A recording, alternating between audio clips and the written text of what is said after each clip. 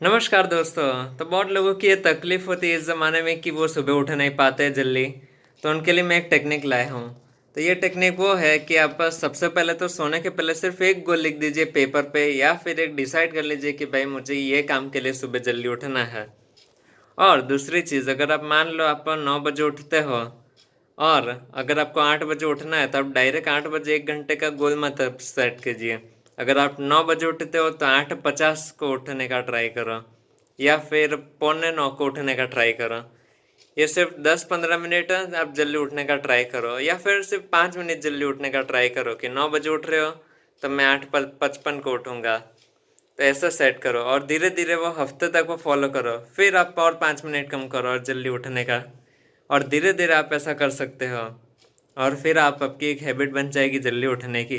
लेकिन धीरे धीरे फॉलो कीजिए ये स्टेप को।